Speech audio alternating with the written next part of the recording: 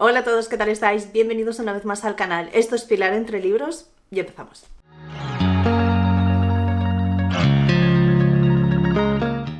Estamos en marzo.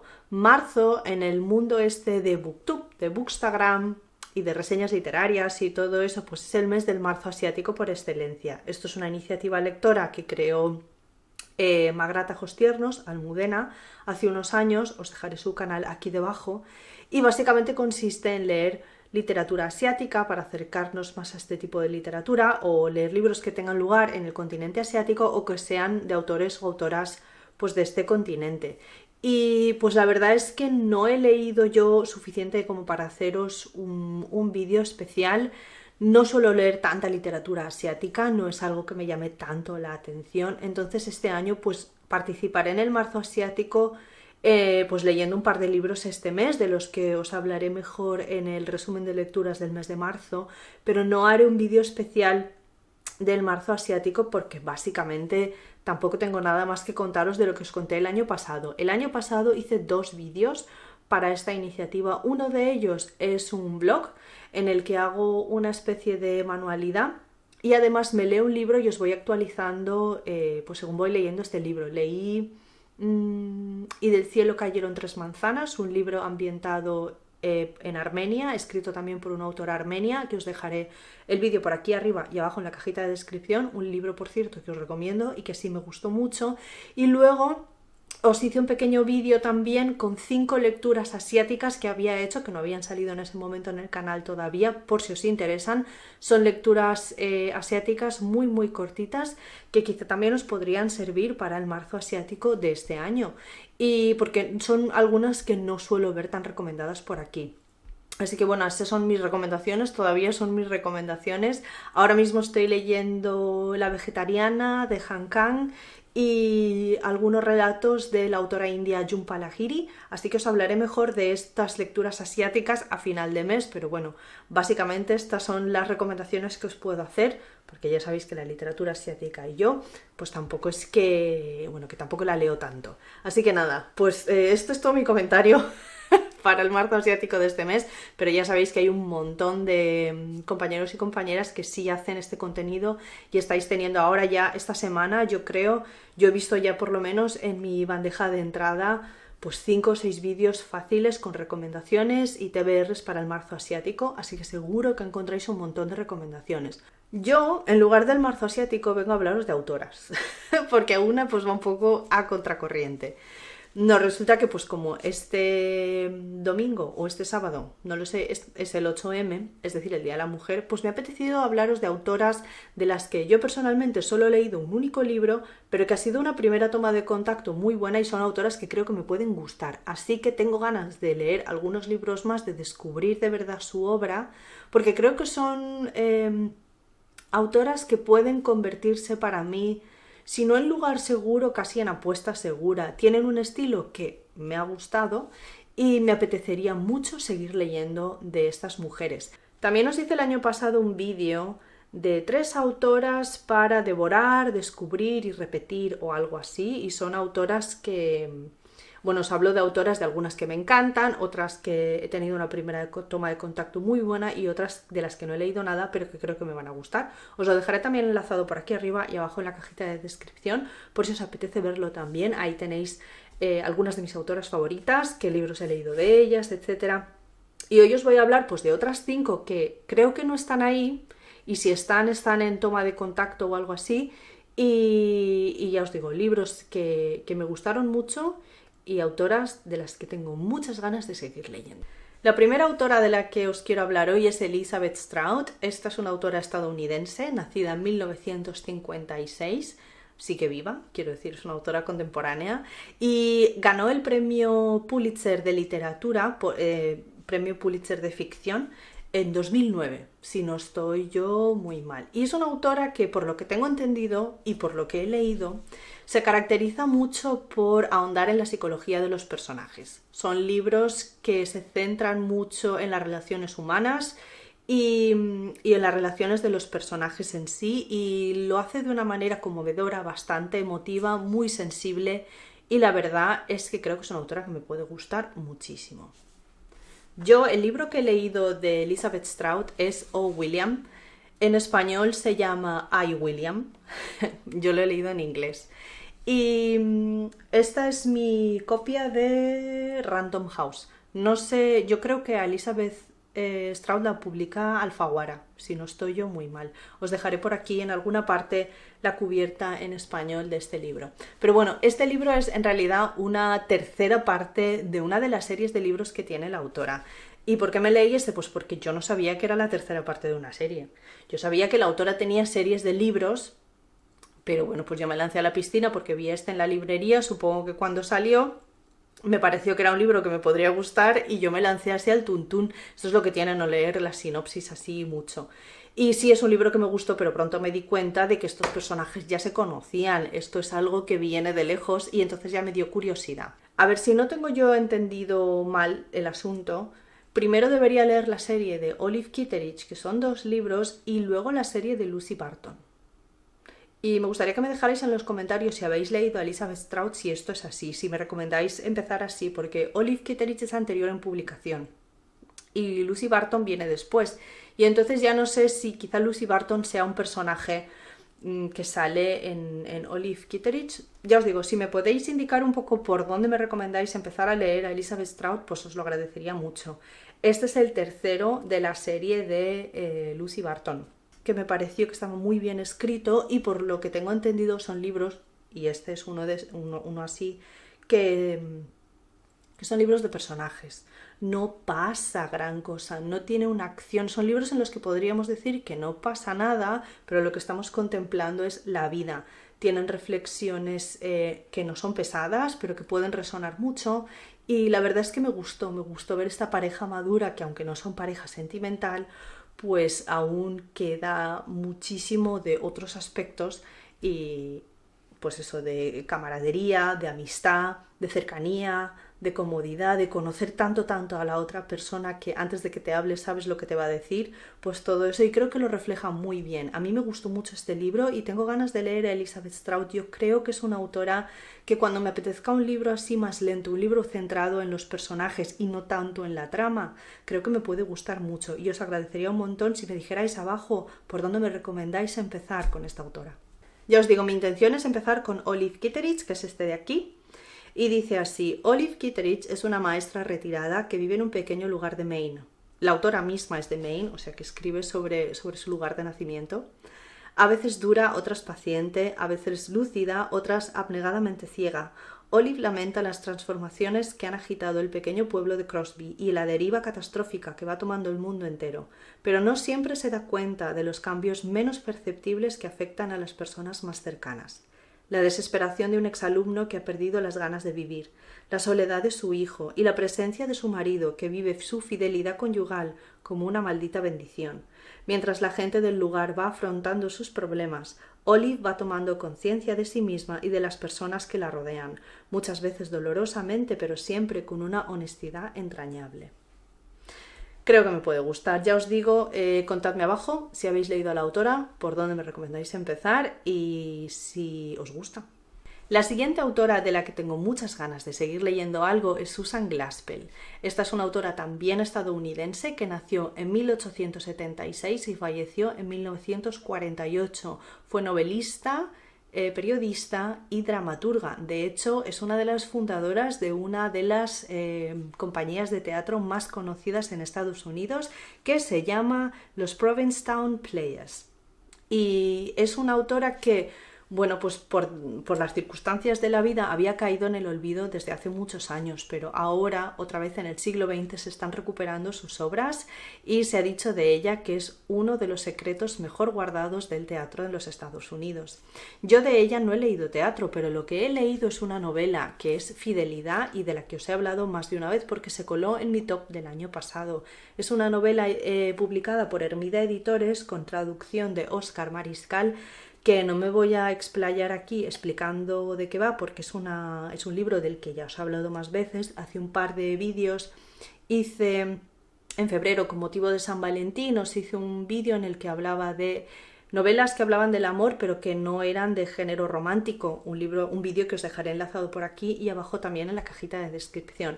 Y ahí sale, por supuesto, Fidelidad. Es una obra que disfruté muchísimo, me gustó también la manera en la que estaba escrita, las perspectivas que nos daba, el desarrollo de la historia, los personajes. Creo que es una novela muy muy buena y me dejó con ganas de seguir leyendo a la autora.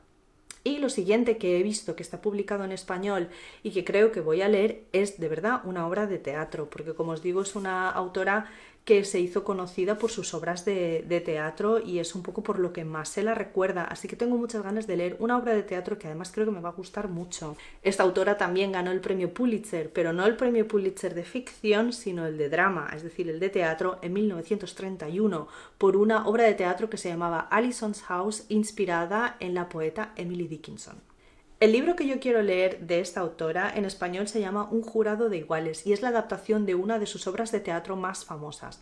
La obra de teatro se llama Insignificancias o Nimiedades, lo podéis encontrar de las dos maneras y esta es la adaptación como novelada de esa obra de teatro, que además es un hecho real. Aquí dice: un granjero ha sido encontrado muerto y su esposa Minnie es sospechosa de asesinato. El sheriff, el fiscal y un vecino acuden a la solitaria granja para repasar los hechos y buscar pruebas, mientras sus esposas reúnen ropa y artículos de primera necesidad para Minnie, que se encuentra detenida a esperas del juicio. Mientras los hombres investigan, las mujeres descubren con asombro la verdad sobre el crimen. Esta es una adaptación de Insignificancias, la obra de teatro de la propia autora que a su vez se basa en hechos reales, publicada en 1917 y 3 años antes de que la mujer tuviera derecho a votar o a formar parte de los jurados. Toda una declaración de intenciones, ya que la autora otorga el papel de verdadero jurado del crimen a las mujeres de la historia. Es una obra policíaca feminista pionera al abordar temas como el sexismo y la desprotección de la mujer ante la ley en cuestiones de violencia doméstica. Un jurado de iguales en español está publicado por Abenauta y la traducción y el prólogo son de Yolanda Morató y las ilustraciones son de Sara Morante. Parece que tiene ilustraciones por dentro que, por lo que estoy viendo en la página web de Abenauta, son realmente bonitas. Y también incluye la obra de teatro Insignificancias, o sea que este libro la verdad es que me apetece muchísimo leerlo porque me gustará ver la obra de teatro y después un poco cómo lo ha novelado. Creo que me puede gustar mucho, creo que va a ser muy interesante, además basado en un hecho real y puede ser una denuncia que me va a gustar mucho leer. Ya os digo, la prosa de Susan Glaspell ya me conquistó y ahora tengo ganas de leer alguno de sus teatros y por qué no leer su teatro pues más conocido. Vamos ahora con otra autora que os podría servir para el marzo asiático y es Nino Haratishvili, una autora nacida en 1983. Esta autora es de origen georgiano pero nacionalizada alemana. Vive además en Hamburgo desde hace muchos años, creo que desde el 2012 tiene la nacionalidad alemana y escribe fluidamente, todas sus obras las escribe en alemán, pero bueno, su nacionalidad o su origen son georgianos y en ese país es donde se basan la mayoría de sus novelas. Creo que además es escritora y directora de obras de teatro, tiene varias obras publicadas, si no estoy yo muy mal, y dirige obras de teatro aquí en Alemania. Y es una autora que hace 2 años leí un libro suyo y la verdad es que me encantó, se coló en una de mis mejores lecturas de ese año y es La octava vida para Brilka, de la autora Nino Haratishvili. Este libro fue, ya os digo, un bombazo, me encantó, es un libro que no puedo más que recomendar a pesar de sus... Os diré, esto fue el tocho del año en el club de lectura, tiene 1002 páginas, pero pues yo no puedo más que recomendarlo. Este está editado por Alfaguara con una traducción de Carlos Fortea. Aquí tenemos un libro de estos multigeneracional, una historia de una familia. Empezamos en Georgia en 1917 y creo que llegamos a Alemania al 2006. Tenemos varias generaciones de la misma familia y nos vamos a ir moviendo. Vamos a centrarnos sobre todo en Georgia, vamos a ver cómo la historia de ese país está íntimamente ligada a la historia de Rusia, cómo es un pueblo que intenta mantener su identidad, cómo luchan por no dejarse chafar por otras costumbres, otros países, los cambios, bueno, pues la guerra.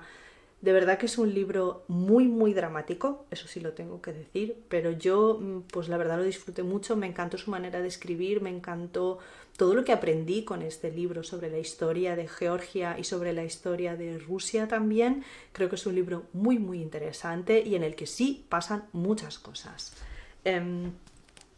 Os voy a leer un poco la sinopsis de este libro, porque de verdad que es uno que, si podéis, leedlo, porque sí, intimida su tamaño, pero se lee muy bien, de verdad que se lee muy bien. Georgia, 1917. Stasia, la hija de un exquisito fabricante de chocolate, sueña con ser bailarina en la Ópera de París, pero recién cumplidos los 17 años se enamora de Simón, oficial de la Guardia Blanca. La revolución que estalla en octubre obliga a los enamorados a contraer matrimonio precipitadamente. Alemania, 2006. La bisnieta de Stasia, Niza, lleva varios años viviendo en Berlín para huir de la carga dolorosa del pasado familiar. Cuando Brilka, su sobrina de 12 años, aprovecha un viaje a Europa y se fuga, Niza deberá encontrarla y llevarla de vuelta a casa. Es entonces cuando decide enfrentarse al pasado, el suyo, el de su familia, y escribir para ella y para Brilka la historia de la familia a través de las 6 generaciones que la precedieron. De Londres a Berlín, de Viena a Tiflis, el destino de los miembros de esta familia georgiana se entremezcla con la convulsa historia del siglo XX. El resultado es una de las novelas más potentes y memorables de los últimos años. Yo no puedo estar más de acuerdo, me parece una novela potentísima, muy muy buena, de la que además aquí en Alemania sé que han hecho obra de teatro que creo que dura unas 4 horas o una cosa así, y hubiera ido a verla, os lo juro, si hubiera podido, porque creo que en Bremen la estaban justo representando cuando yo estaba terminando esta novela, y ojalá hubiese podido ir porque la hubiese disfrutado. De verdad que es una novela que me gustó muchísimo y me dejó con ganas de seguir leyendo más de la autora. Todos los libros que yo he encontrado pues tienen este tamaño y es la razón por la que todavía no había vuelto a leer nada de la autora, pero mi suegra además se ha leído los otros 2 que tiene, creo que tiene 3 novelas traducidas al español y 3 novelas en alemán también, y se ha leído los otros 2 y me ha dicho que también son muy muy buenos y que si me gustó La octava vida me gustarán los otros 2. A mí me apetece seguir con La luz perdida. Dice así: el siglo XX llega a su fin y en la Georgia soviética los gritos de autodeterminación se oyen cada vez más alto. El destino de 4 niñas radicalmente diferentes se ve unido por el patio que separa sus casas en el barrio de Tbilisi, no sé decirlo. Juntas, Dina, Nere, Ira y Keto, la narradora, navegan el final de la infancia y el comienzo de la vida adulta, experimentan su primer gran amor y se enfrentan a la violencia y a la precariedad que estallan con la independencia del país y la llegada de una turbulenta democracia que acabará por abrir una brecha ineludible entre sus familias. Con ecos de Elena Ferrante, La luz perdida es una epopeya de amistad y tradición en el contexto de un país que empieza a dar sus primeros pasos, una revolución que arrasa con la juventud y una constante lucha contra un futuro de separación y dolor. Me gustará leerlo porque creo que quizás son libros que un poco sean continuación uno del otro, en el sentido de que aquí no se centra tanto en la independencia de Georgia, sino que va más pues la guerra que tuvo con Rusia y todo este cambio, ¿no? La caída de los zares, etcétera. Todo eso está mucho más explorado aquí y parece que en La luz perdida sí que nos centramos más en la independencia y como un país pues que ahora mismo pues acaba de ser declarado independiente o ha conseguido su independencia, es todavía muy inestable, hay muchísima precariedad y además está centrado ya no en una familia, sino en la relación de amistad entre estas 4 niñas que supongo que durante el libro se convertirán en mujeres y todo lo que ello conlleva. Y creo que la verdad pues me puede gustar mucho. Los libros que tienen también fuertes lazos de amistad me llaman muchísimo la atención y creo que será un enfoque muy interesante, así que La luz perdida es uno de estos que me hace ojitos. Siguiente autora de hoy es Mercè Rodoreda, una autora catalana que nació en 1908 y falleció en 1983. Es que lo tengo aquí anotado y no quiero equivocarme. Esta es una autora que es uno de los máximos exponentes de la literatura catalana del siglo XX, una autora pues muy conocida que ha sido traducida a muchísimos idiomas. Además es una autora que se tuvo que exiliar de España desde 1939 hasta 1972. Estuvo exiliada en Francia y después en Suiza, creo que pasó por Bélgica también en algún momento. Es una autora además con una vida bastante interesante, por lo que yo tengo entendido, con 20 años se casó con su tío, que era 14 años más mayor que ella, y porque tenían un grado de consanguineidad bastante elevado, porque su tío, tuvieron que pedir una dispensa papal y todo para casarse. Y bueno, pues ya os digo, el exilio y todo, de verdad que es una autora de la que me gustaría leer más un poco sobre su vida. Pero bueno, sé que además ha recibido varios premios, entre ellos tengo aquí el Premio de Honor a las Letras Catalanas en 1980 y el Premio Joan Crescels. Y bueno, que es pues una de las figuras más importantes y un gran legado de la literatura catalana. Y como sabéis, yo comencé este año en enero leyendo Espejo roto, Mirai Trencat, de esta gran autora, y ha sido un libro que me ha maravillado, me ha gustado muchísimo y que, bueno, pues del que ya os he hablado y os seguiré hablando por los siglos de los siglos, porque creo que es una autora que escribe fenomenalmente bien, pero es que además la estructura de la novela, la manera de contar me ha parecido además muy innovadora y es bastante diferente a cualquier otra saga familiar que yo haya leído hasta el momento. Y eso me ha gustado mucho, me ha llamado la atención, creo que tiene un toque diferente y un toque muy personal que a mí personalmente, pues valga la redundancia, me ha gustado mucho. Aquí simplemente tenemos pues una saga familiar de una familia barcelonesa en el siglo XX. Comenzamos con una mujer que se llama Teresa, cuya madre vende pescado en la boquería, una mujer de pues, orígenes bastante humildes, en la que se fija un hombre bastante más mayor que ella, pero con unos dineritos importantes, a los que Teresa pues no sabe decir que no. Es la única opción que ella ve para salir un poco de la miseria, no miseria, pero bueno, de la precariedad y tener una vida mejor. Así que Teresa sí se casa con este hombre y bueno, pues a partir de ahí veremos una vida marcada por todo tipo de errores, de consecuencias, de decisiones, y la verdad es que es un libro que me ha gustado mucho. Lo que vemos aquí es la decadencia de una familia, es cómo todo se viene abajo. Poco a poco vamos viendo cómo la melancolía, la podredumbre, las malas decisiones, los malos lazos afectivos pues se van pasando de generación en generación hasta que la familia se desintegra. Todo además tiene lugar en la casa familiar, que vamos viendo como que es una casa familiar que en un principio pues todo es exuberancia, opulencia, riqueza y lujos, y pues poco a poco se viene abajo. Y la verdad es que es una narración preciosa que me ha encantado. Y yo sé que la obra más conocida de Mercè Rodoreda no es esta, sino que es La Plaza del Diamante, y es por la que yo quiero seguir. Yo pues empecé por esta, pues porque a mí me dijeron saga familiar en Barcelona del siglo XX y me lancé en plancha, pero La Plaza del Diamante será el siguiente que lea. Esta es la historia de Natalia, conocida como Colometa, representación femenina de aquellas mujeres a las que les tocó vivir un periodo de la historia de España especialmente duro y cruel, la guerra civil y la posguerra. Así Colometa verá partir y morir a sus seres queridos, pasará hambre y miseria y se verá muchas veces incapaz de sacar adelante a sus hijos. Hundida en un matrimonio infeliz con un hombre egoísta, renuncia a su propia identidad y cede todo el protagonismo a su esposo, aceptando los convencionalismos de la época. Pero la vida y las circunstancias obligarán a Colometa y al resto de personajes a crecer. Una crónica fiel de la Barcelona de la posguerra, este libro en apariencia a menudo es una joya literaria y sin duda una de las mejores novelas españolas del siglo XX y la obra maestra, según la crítica, de la literatura femenina catalana. Pues a mí, con estas palabras, ¿qué queréis que os diga? Pues me la habéis vendido muy bien. Y ya os digo, gustándome como me gustó la prosa de Mercè Rodoreda en Espejo roto, pues la verdad es que La Plaza del Diamante me llama muchísimo la atención. Sí que es verdad que me habéis dicho que El jardín a la orilla del mar, Jardí vora mar creo que se llama, os ha gustado más. Esto es un comentario que varios de vosotros me habéis hecho un par de veces, pero bueno, yo creo que primero entonces leo mejor La Plaza del Diamante y luego ya voy a Jardí vora mar, o incluso La calle de las camelias. También me habéis recomendado un montón, bueno, que es una autora de la que me apetece leerme todo. Aloma también, que me quiero leer todo, pero sí que es verdad que el siguiente que me leeré será La Plaza del Diamante.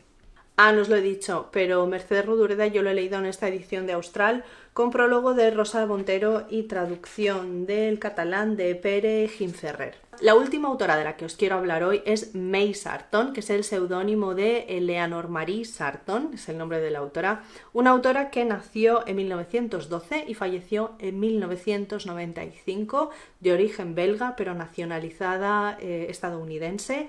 Y es una autora que se conoce por ser la poeta de poetas. Lo que más se hizo conocido de esta autora son sus memorias en forma de diarios que tiene publicados, y es lo primero que yo leí de ella también.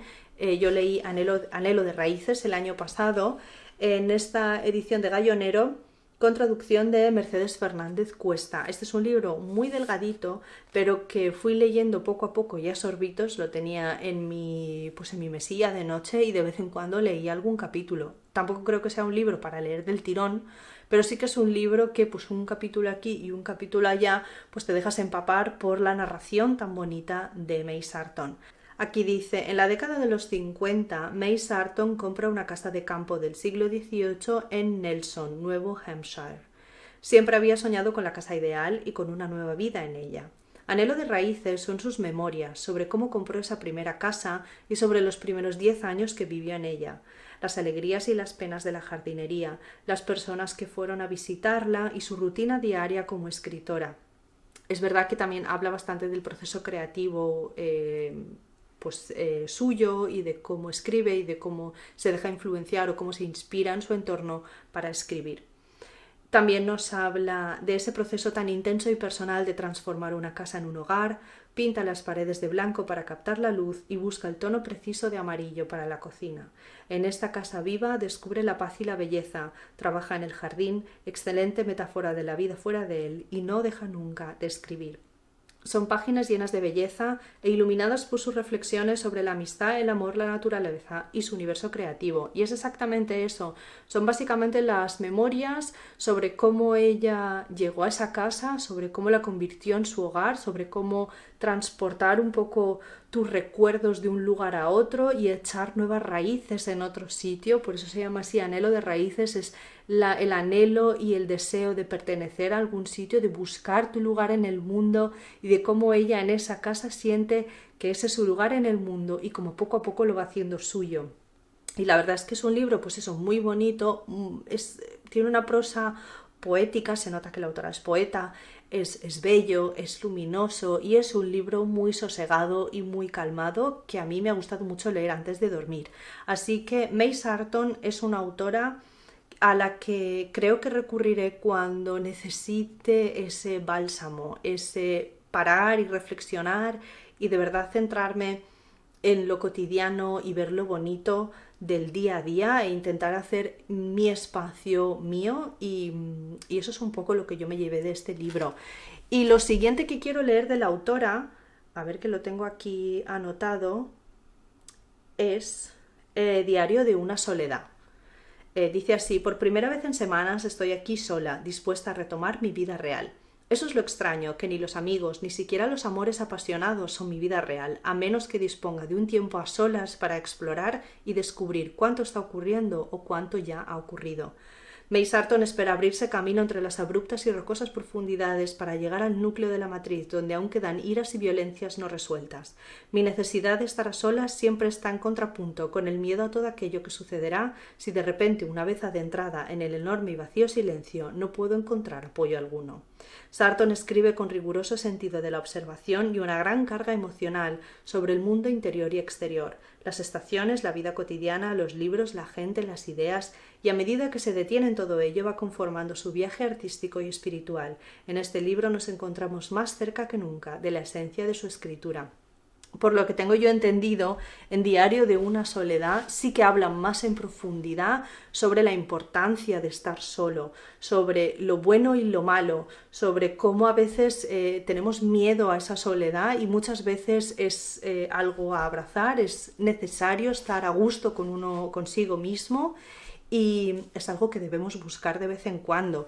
Aquí en Anhelo de Raíces también hay un poco tocado el tema de la soledad, porque ella vive sola, y vivir sola además en un lugar nuevo, pues la verdad es que puede ser bastante intimidante. Además también en un lugar donde las estaciones son bastante fuertes, donde el invierno es muy invierno, hace mucho frío, fuera llueve un montón, no puedes salir casi de casa y ese aislamiento y esa soledad quizás se sienten todavía más.